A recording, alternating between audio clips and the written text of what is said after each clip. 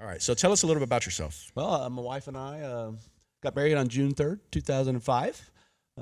Prior to meeting her, I did have a single-family home. Had no idea what I was doing, and basically broke even. First renter moved in, stole my fridge, tore my carpet up, had to evict them.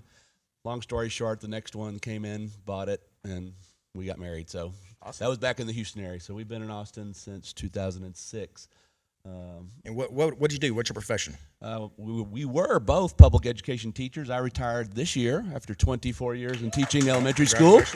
My wife is a high school teacher. She'll retire in 2024. Awesome. So that's going to lead into and why we're going to talk here. a little bit how you retired. Is that right? We're going to get to that part? We're going to get to how we retired. Right. Absolutely, right. absolutely.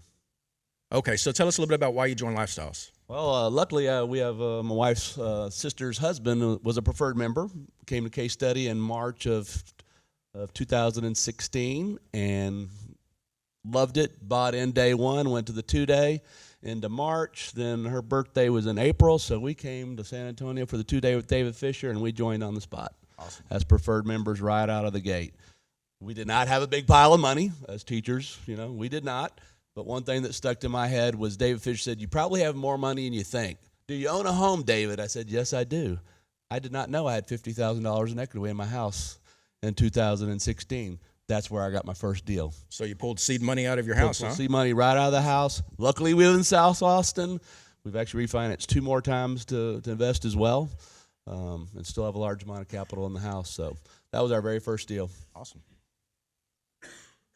Okay, so now we're going to go through, David, you guys have bought quite a few passive deals. 12 passive deals. Right. No lead, no real interest. That's too much work. I like mailbox money. So what is the hardest part? What's the hardest part of passive it's getting investing? started. Yes. As Dave Fisher, you got dinosaur arms. T-Rex arms. T-Rex arms. T-Rex arms, exactly. So, I mean, Dave Fisher, I can repeat him all day long, and he's amazing. I know you're married to him, and you have to say that. I know that, but no, pulling that first deal. I mean, I refinanced my house, took the first $50,000 out. Actually, my very first deal up there, that's the one in Corpus Christi. I call that a bunt. We had a fire and a hurricane and another storm, and we just broke even. We made $3,000 in 5 years, or $3,500. That's my worst deal so far. But again, I didn't lose any money.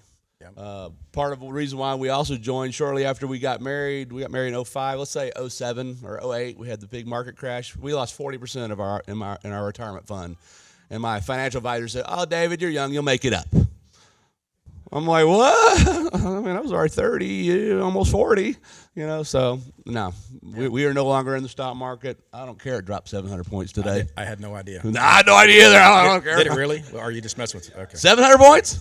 Yeah, I had no idea. At one point, it was over 800. Yeah. I was listening to the radio driving down here. Yeah. So. Wow. But anyway, so let's talk about a couple of these. So you've got, you said that first one there, you turned from 50 to 53. Yes. So that was kind of the bunt. But then you got one here in Austin. You turned 50 into $210,000. Yep, basically $210,000. And what did you do to do that? Oh, I just wrote a check. Yeah. Actually, once you join as a preferred member, you want to do due diligence. That's how you meet your leads. They're here, Bob and Diane. It was their second deal, so that's roughly 311% to me. They had actually bought the property from David Shippey, and they made like 300% before that. So they like cleaned up on that property. For sure. Then you turned 50 into 140. Yep. So deal number 3, that's San Antonio. That's another one. Those first 3 are all 2016, by the way. I put that in there. So that one. That's a gentleman that's no longer with Lifestyles, but he does his own thing, writes his own books. That just closed in the last 6 months, so that's 188% return on that. So I'll call that a double. When you get those big checks, what do you do with them? Totally reinvest. Everything goes into the next property. Snowball it. Don't go buy a boat or a plane or go on a fancy trip somewhere. We've totally reinvested everything. Now that I'm retired and my wife will be retired in 2024, we really got to focus on reinvesting because part of the reason we joined also as teachers, we get about 53% of our 5 highest salaries, so we'll be soon living on half of what we normally bring home. So, yeah, it's not a lot, but kind of answer someone's question might be we've been bringing in about $20,000 a year passive since day one. Have you found it difficult to find projects to get in? That's not a problem. Now with Podium, it's almost it's crazy easy. Back in the day, you had to go meet your lead. You had to go to Rudy's Barbecue with Mike Johnson. I couldn't think of his name all of a sudden. Or, go to the expo, go to all the case studies, go to single-family road trips, multifamily road trips, due diligence. That's how you had to do it back in the day. Or go to the expo and grab everybody's card and email them when you got home. It's a lot easier now. In fact, the last couple, well, not the last couple deals, two of our deals, one at the end of 2021 and 2022, I had not even met the lead. But I can't invest with someone unless we have a chance to talk to them. So if they're willing to call and talk to me on the phone and convince me, which these two guys did, I've met them since then. But that's kind of another hard thing to do if you're used to face-to-face, get to know them. But so you already had the connection on that one, right? So I did have the connection. I met them at the expo, or someone said they were good guys with one of the strategies I would use is reach out to anybody in your passive group. Get to know other passives, and you can find out, ask them questions. Are they good people? Are they bad people? Whatever. So there's a lot of ways to network. Oh, there's tons of ways. And one of the great things about this group is that everybody's open with their information. So absolutely, if you go ask somebody a question about a certain lead, they're going to tell you what their experience is. So it kind of gives you a little bit of cushion on that. Yeah, absolutely. I got to back you up. All right. You said 188% return. That's a double? That's only double, yeah. Y'all hear that? How many years? Well, I got the Grand Slam, so. Yeah. How many years did it take to get that? Those are all 5 years. So 5 years. Yep. But that's a double. You're ruined. You want me to count it as a home run? What? Okay, I'll count it as a what's home run. 188% return? Well, what are you getting in your 401k this year? Yeah. IRA? Not today. Yeah, apparently. Well, I do have, if you go down to number 5 there, a Phoenix property, we 1031'd it, and we took 50. 1031 that to 150, so that's 200%, and hopefully that'll double in 3 to 5 years. So I don't know, I can't do the math. 500%, I don't know. Robert, now you got to explain what a 1031 is. Yes, she's got to explain that. I find I've heard it's very, very hard to do, but in the multifamily, we don't see too many that occur. But 1031 basically is whenever you sell an asset, if you assume that same entity that owns the assets, you can transfer those funds to another investment, and all of that is tax deferred. So, really what you would love to do is you take that big pile of cash, you throw it into the next deal, it's spitting off distributions, you're getting more and more distributions, and the taxes that you would pay after liquidation just keep pushing and pushing and pushing, so you can grow that money over and over again. What he just said for the new folks is Greek. Come in here on Saturday. After lunch, I will spend an hour to an hour and a half going over taxes. That's one of the tactics we use, because the IRS says we can, to help defer taxes to a later date. Okay? So pretty much what he said, we'll break it down. You want me to ask you? Yeah. So what is a 1031? No, ask me if I've ever paid taxes. Oh, have you? Oh, yeah, that's great. Yeah, that's perfect. So how much? So you made 200. You turned 50 into 200. How much tax did you pay on that? None. Excellent. On the distributions that come through there, how much tax are you paying on that? None. Excellent. They're all deferred, and hopefully be deferred forever. So if you think about it, those returns, 10%, 7.5%, those are true returns. Those aren't returns, and then you have taxes on top of that. So it's better than your savings accounts with interest or whatever other investments you might have, because it's all tax deferred. All right. So then we were talking a little bit about networking. So tell us a little bit more about how you were successful in networking and getting into all these projects. Again, case studies.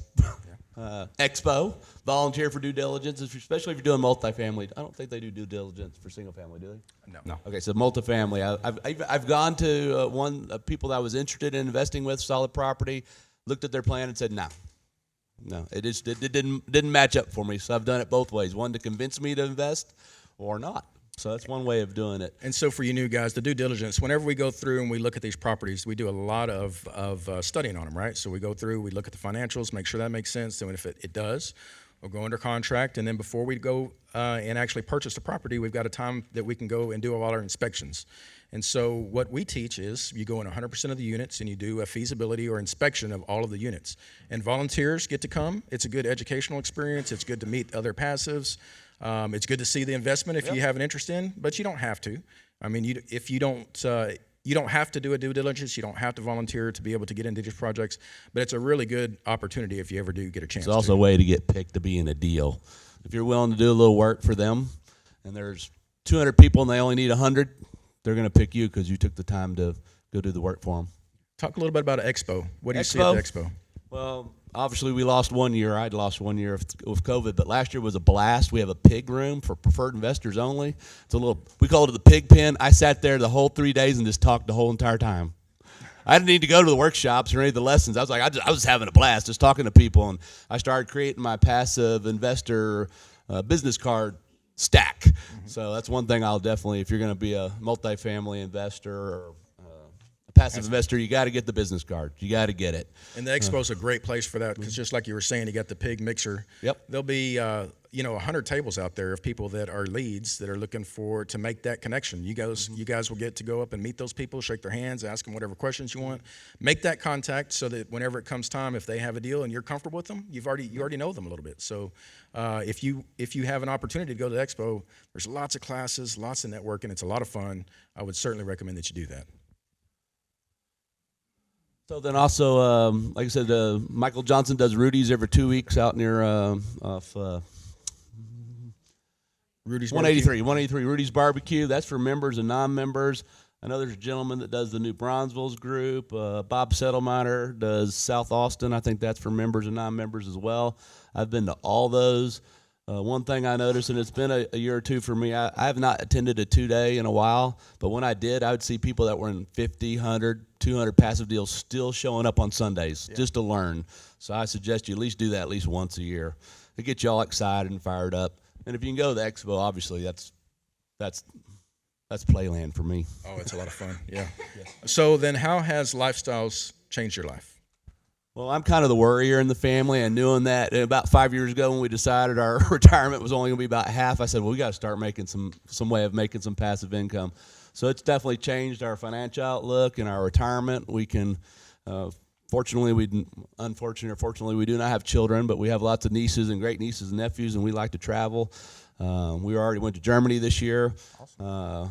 We rafted the Grand Canyon this year. I mean, so especially when my wife's totally retired, we'll have all the free time and the passive income to do those things we don't want to do. Yeah, that sounds exciting, man. Absolutely. And then give us a little bit about your short-term and long-term goals. Short term, we're going to keep looking every year. We did 3 deals this year as passive, probably 1 to 2 more next year. We're kind of sitting on a big pile of money right now waiting for the next deal. Long term is just continue to supplement our retirement and, hey, enjoy it to the fullest. So what is your goal for retirement? When are you going to retire? 2024. 2024. So you got this year, next year, and the following year, and you're going to retire. That's awesome. So you guys are retiring 2 teacher salaries with your passive income. Yes. And then you got the rest of the time just to enjoy. Yeah, and we're only like 40 years old. No, we're a little older than that, but hey, yeah. Anyway, so yeah. Well, you can play like you're 40 anyway. Yeah, play like we're 40. There you go. Absolutely. All right. So next slide, we got questions. Okay, awesome. Hey guys, does anyone have any questions? Any questions online for passive investors? Anybody have anything that you guys want to know? It's a good time to ask a question. Question. Yes, sir. Yes, sir.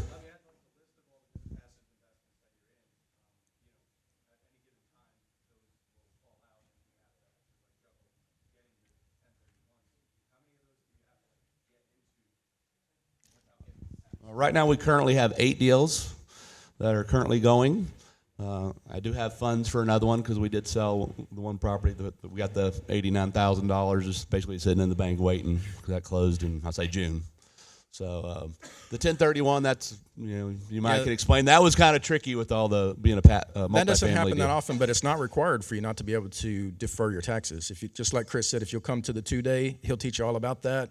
The way that depreciation exceeds your income, so you have negative or passive losses on your taxes, even with the just normal normal investing. There's also things cost seg, which is accelerated bonus depreciation. There's a lot of things that really happen. So even when you get those big capital gains, whenever you invest them in new properties, a lot of times those will get offset by that new property, the cost seg or the bonus depreciation, on the new property. So you don't have to do a 1031 to be able to defer those taxes.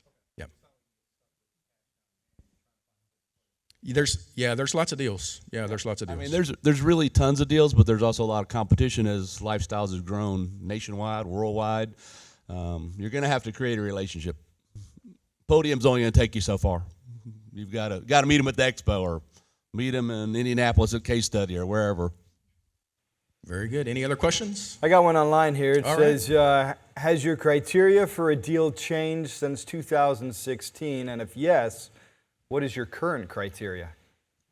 I would say yes, because I mean, it was interesting. It was this past year I met with Madeline for the first time, the passive mentor, and she goes, David, you might want to start thinking about, instead of just all value deals, we need more yield plays, because now that we are getting close to not having our income, so there's a deal I'm currently looking at, or we're currently looking at, that's going to be more of a yield play.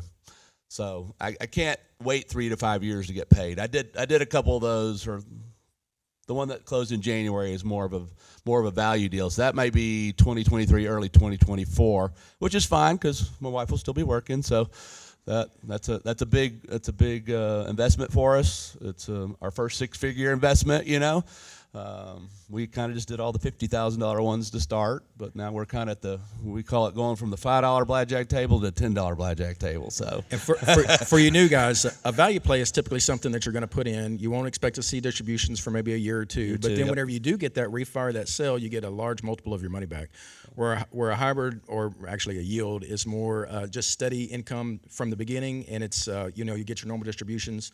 You'll get a little bump at the sale of it, but it may not be quite as big as what a value play would be. And part Chris two of that, Chris is going to go through all part that. Part two on that, Chris, is the refi. In 2016, I was looking for that refi sooner than later, where I at least get 50% of my money back, so we can go to the next deal. Now I kind of think it's going a little bit longer before you get refis anymore, but still okay. Question? They kind of summarized the question about the yield. Are you looking for a certain criteria on the return now? Well, you can kind of go back and look. Most deals now are 4%. I mean, back in the old days in 2016, it was 10. But well, you start at 4 and then you ramp up as exactly, the project gets better. And right. Madeline Pagine says it. If you can double my money in 5 years, that's 20% a year. Yeah. It's better than you'll ever do in the stock market. Yes, I got grand slams, I got home runs, I got a couple bunts, I got a couple more home runs coming. But from here on out, just give me that 20%. I'll be happy with that. Yeah, absolutely. Or we'll be happy with Yes, that. sir. We'll be real happy with that. Yeah.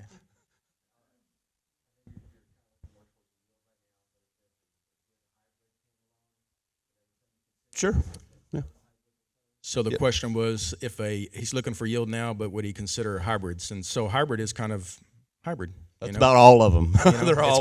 They're all defined as hybrid pretty much you get anymore. a little bit of distribution to start off, Right. and then maybe you get a chance to do a little bit of refi there and get part of your equity back while it continues to make cash distributions afterwards, right? Yeah, we have a property that's, again, through Bob and Diana's, their daughter's running it. We're getting 15% every quarter now. Man.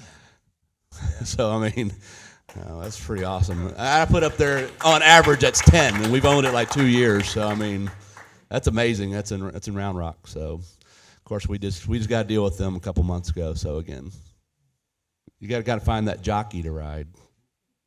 Last question before we let you go. No, I have plenty of time. Right. I like talking about this. I know. You don't like to talk about this at all. No. All right. What would you tell the new folks in the room? Don't be scared. David Fish says it. You can't save your way to retirement. You can't.